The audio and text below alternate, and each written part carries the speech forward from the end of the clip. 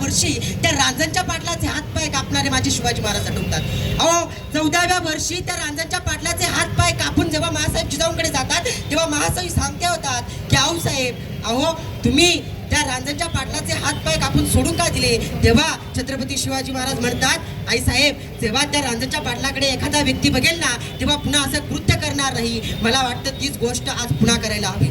एवढंच नाही तर अहो, एवढंच नाही तर एकशो काळातील एका व्यक्तीची मुद्रा होती, ती म्हणजे घर अर्ज कुणात सिफियर अल्लाह फजल फुजला अफजल अफजल अजहर मुल्की बजाय तस्बी आवाज आहे अफजल अफजल। अर्थात त्या स्वर्गाने कधी काही या धरतीच्या दिशेने कान करून ऐकण्याचा प्रयत्न केला। या धरतीच्या जपमालेतून अल्लाह अल्लाह या नावाऐवजी अफजल अफजल हे नाव येईल। त्या अफजल खानाने आपल्या थोरल्या छत्रपती संभाजी महाराजांना मारलं म्हणून रडणारे छत्रपती शिवाजी महाराज यावरून थांबत नाही, तर पंढरपूरच्या एका स्त्रीची आबरू लुटणारा अफजल खान ही गोष्ट जेव्हा शिवाजी महाराजांच्या कानावरती पोहोचते तेव्हा शिवाजी महाराजांची तळपायाची डोक्याला भिडते आणि तेव्हा राजे म्हणतात, या 32 दाताचा बोकड तर मीच कापणार। ही सर्वात मोठी वस्तुस्थिती आहे। आज आम्हाला पुन्हा छत्रपती शिवाजी महाराज आठवावे लागतात, पुन्हा महात्मा ज्योतिबा फुले आठवावे लागतात।